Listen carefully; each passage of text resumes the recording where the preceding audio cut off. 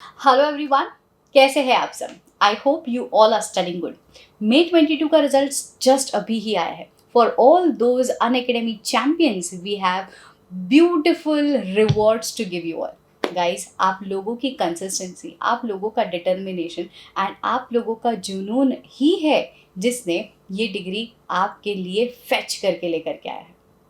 Secondly, जो भी students अब तक नहीं क्लियर कर पाए हैं unfortunately because of any reason, mental pressure, financial pressure, काफ़ी सारा स्ट्रगल, काफ़ी सारा टाइम जो आप स्टडीज़ के लिए नहीं डिवोट कर पाए, but it's okay. Nevertheless, November 22 is just nearby. सो जो भी बच्चे नहीं क्लियर कर पाए, we are on the regular basis trying to upload free resources for you. So in case you are trying to complete the portion in a shorter span of time, you can just go through the YouTube videos. So ऐसे इसकी series में इसे 600 series के नाम से जाना जाता है, ठीक है? So please make sure that you are watching all the sessions on a regular note. तो ये जो सेशन है करीब करीब आपका 80 to 90% ऑफ द पोर्शन यहीं पे as a part of revision complete हो जाएगा। So if at all you have not subscribe to the channel और you have not press the bell icon, first of all do that, ठीक है? And जो Unacademy champions हैं उनके लिए ये सारे रिवॉर्ड्स हैं जो आपके लिए ही हम लोग लेकर के आए हैं।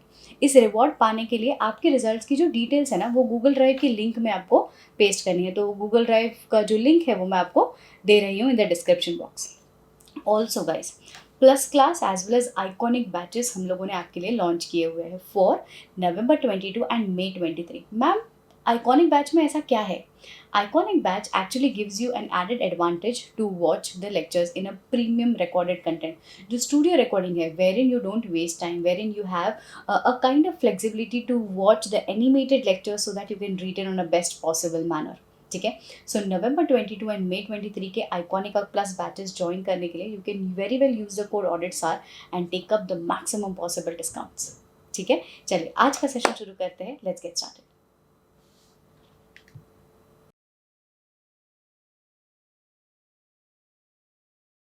600 सीरीज का सबसे पहला question.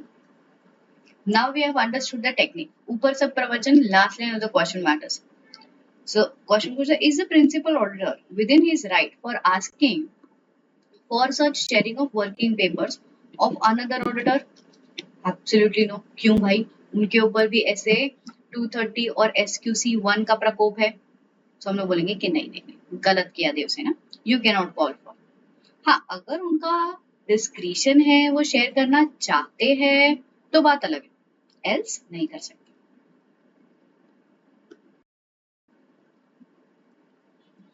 Totally discretion. What factors will be considered by you while accepting the position as principal auditor? चार चीजें थी, knowledge, materiality, knowledge, risk of material misstatement और additional procedures आपको क्या परफॉर्म करने पड़ेंगे। इसके बेसिस पे विल बी डिसाइडिंग कि क्या जेठानी का पद आप ले सकते हैं, मतलब प्रिंसिपल ऑडिटर आप बन सकते हैं।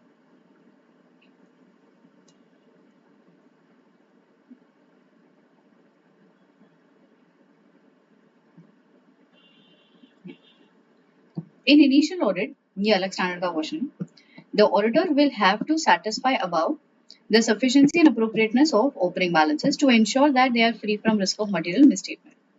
Lay down the audit procedures in case of two things: when the financial auditor are audited by predecessor auditor and where financial statements are not audited, matlab they are audited for the first time. Previous year they were not audited.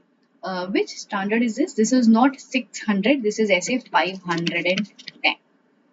ये already हम लोगों ने 510 में पढ़ाया है कि opening balances को कैसे हम लोग वेरीफाई करेंगे। तो हम लोग कई जगह पे इन्वेंट्री को वेरीफाई करेंगे। We will apply the procedures of overall opening balances. Policies consistent है कि नहीं है, जो पॉलिसीज उन्होंने कंसिस्टेंटली फॉलो की है वो करेक्ट सिलेक्शन है कि नहीं है। इफ पॉसिबल आप ऑब्जर्वेशन कर लीजिए फिजिकल वेरिफिकेशन का, कंफर्मेशन ले लीजिए, सूटेबल प्रोसीजर्स अप्लाई करिए फॉर फिक्स्ड एसेट इन्वेस्टमेंट। तो जहाँ पे हम लोग बोलते हैं प्रीडिसेसर ऑडिटर, या फिर जहाँ पे आप पहली पहली बार ऑडिट कर रहे हैं, तो आप सारे IFRS LCD इन सारे एरियाज में, inventory, fixed assets, reserves, share, stock, loans, current assets, current liabilities, इन सारे एरियाज में, डिबेंचर्स, इन सारे एरियाज में you try obtaining evidences for, ठीक है, whether by physical verification, whether by applying for external confirmation, getting the information via inquiry procedures. So these are some of the procedures which you will apply in order to achieve your objective. Objective क्या है 510 क्या, कि जो methods है, accounting policies है, they are consistent, and whatever the policies are there, they are not leading to material misstatement. Next is 610. State the factors that weigh consideration to make the use of the direct assistance for the audit purpose. हम लोग कहते हैं कि internal auditor का काम अगर आप as direct assistance use करना चाहते हैं तो व्हाट आर द फैक्टर्स, ये सबसे पहला वाला पॉइंट सीसीओ है ना. सो हम लोग बोलेंगे कि we will evaluate the competence, objective, skill, care, caution. हाँ, और फिर हम लोग ये भी बोलेंगे कि इसको चेक करने के बाद हम कुछ स्पेसिफिक एरियाज हैं जहाँ पे उनका काम एज डायरेक्ट असिस्टेंस यूज नहीं करेंगे, जहाँ पे जजमेंट इन्वॉल्व है, जहाँ पे रिस्क बहुत ज्यादा है. तो ऐसे हिसाब से वी विल कंक्लूड कि whether we can use the work of direct internal auditor as direct assistance और नॉट.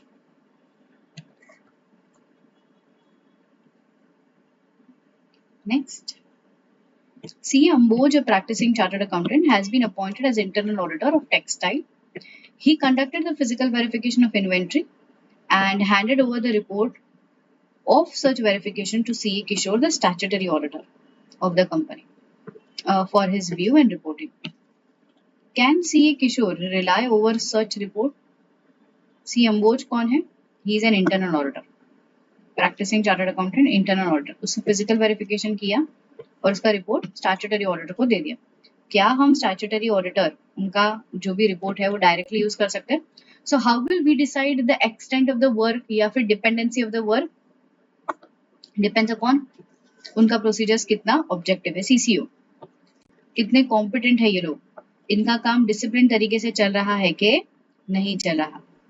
सो अगर हमको लगे the functions lack sufficiency, internal audit function lacking sufficiency, काम सिस्टमैटिक तरीके से नहीं चल रहा है, डिसिप्लिन तरीके से नहीं चल रहा है, तो हम लोग उनका काम यूज नहीं करेंगे.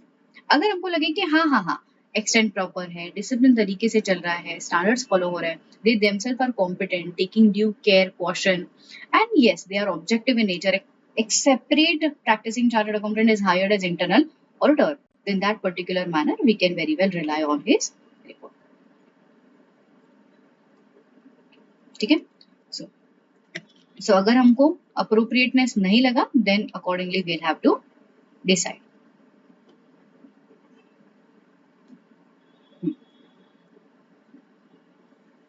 यहाँ पे है कि can we use the internal auditor work as direct assistance or not? Question दिया है उन्होंने कि OPQ Limited is in the business of the software consultancy. The company has had large balances of account receivables in past years, which has been assessed as a high risk area. आ गया high risk area है, यहाँ पे direct assistance ले ले नहीं ले सकते. And दूसरा बोल रहा है in respect of valuation of account receivables the statutory auditor has assigned the checking accuracy of ageing which is aging of receivables and provision. Provision is also a judgmental thing and estimations required है. तो बोलो क्या हम इस areas में internal auditor का काम as direct assistance ले पाएंगे? पॉइंट नंबर सी का क्वेश्चन है, नहीं ले पाएंगे. सो इन द गिवन क्वेश्चन ये दोनों एरियाज हाई रिस्क एरियाज है, इन्वॉल्विंग मोर जजमेंट है, so it is not appropriate to use the work of internal auditor as direct assistance. This is same, this is your homework.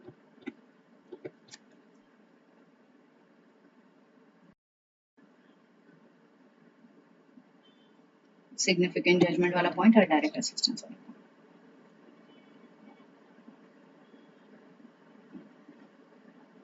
Next SS 620 ये हम लोगों ने already कर लिया है 299 के तहत कि XYZ are joint auditors.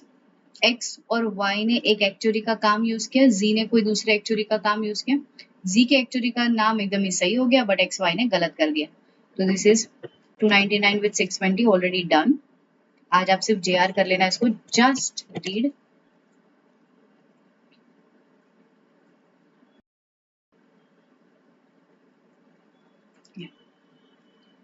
X Limited has a net worth of INR 1300 crores. Oh, wow. Because of which India's became applicable.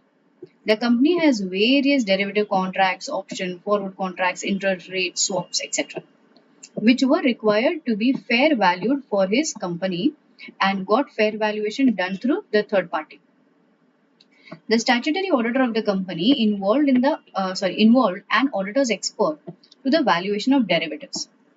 Auditor and auditor's expert बोलता है कि ये दोनों ही person were new to each other. ठीक है, ये नए नए थे एक दूसरे के. They were working for the first time together. बोलता है कि पहली बार ही काम कर रहे थे, but bond बहुत अच्छा हो गया इन दोनों का during the course of audit. The auditor did not enter into the formal return agreement. Please advise. Do we need to enter into the return agreement? Expert और auditor के बीच में? Absolutely yes. हम लोगों ने क्या कहा था कि रिटर्न अग्रीमेंट होना जरूरी है. ऑडिट सार का पेज नंबर 1.8887, राइट. तो हम लोगों ने यहाँ पे ये चीज पढ़ करके रखी है. 87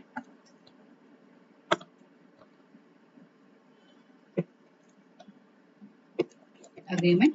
सो जहां पे भी हमको लगे कि यार ये पहली बार काम करे, तो it is better to have these 4 things: nature, roles, responsibility, आपका काम मेरा काम, फॉर्म ऑफ रिपोर्टिंग क्या होगा इसके हिसाब से. So in this particular case because you are new to each other, it is better कि आप चीजें कॉन्फिडेंशियल रखना, कि कैसे हाई कॉम्प्लेक्स एरिया को आप, अगर ये सारी एरियाज है तो इन सारी एरियाज में रिटर्न अग्रीमेंट रखना जरूरी. Confidentiality, complexity, not previously worked together, greater extent, and जो काम एक्सपर्ट कर रहा है वो सिग्निफिकेंट है. तो इन एरियाज में एक ऑडिटर एक एक्सटर्नल एक्सपर्ट के साथ रिटर्न अग्रीमेंट करके रखेगा. In this particular case because आप पहली बार साथ में काम कर रहे हो, it is advised to have return agreement, formal return agreement signed by both. So आपने जो किया वो सही नहीं किया.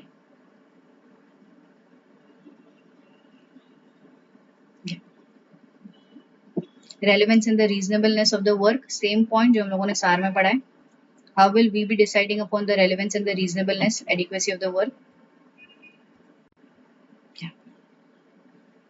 So inquiry, obtaining corroborative, observe करो, publish data, statistical data जो reputed sources से मिले हैं, confirmation with third party, re-performance करो, analytical procedures करो. इससे आपको पता चलेगा जो ऑडिटर्स एक्सपर्ट ने काम परफॉर्म किया है वो रीजनेबल रेलिवेंट है या नहीं.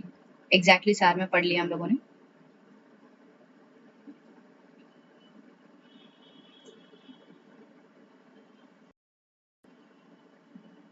हाँ, ये वाला वो पॉइंट है, इनएडिक्वेसी पाया जा रहा है. इफ एट ऑल, यहाँ पे लिखो inadequacy.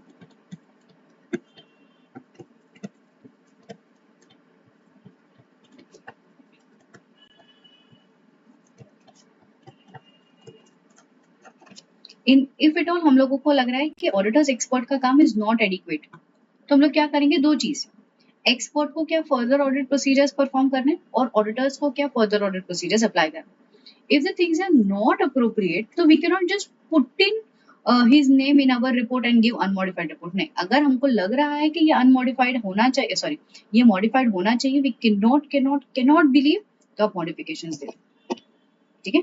So if the work of auditors expert is inadequate, तो firstly we'll have to decide कि बॉस अगर आपको कोई फर्दर ऑडिट प्रोसीजर्स यूज करने हैं क्या, हमको कोई फर्दर ऑडिट प्रोसीजर्स परफॉर्म करने हैं क्या. After that, we will be allowed to report. अगर हम लोग अभी भी convinced नहीं है, तो it is not proper to give a clean report. Rather, we should modify the report. Ma'am एक काम करते हैं ना, उसका नाम लिख लेते हैं, एक्सपर्ट का नाम लिख लेते हैं, but writing the name of an auditor's expert in our report will not reduce our responsibility. So in the given case, the auditor cannot reduce his responsibility in referring to the name of auditor's expert by issuing a clean report. The auditor should issue modified report and इस modifications में आप reference दे सकते हैं. reference to orders expo. ठीक है? So there you complete all the important relevant questions of SA 600 series also.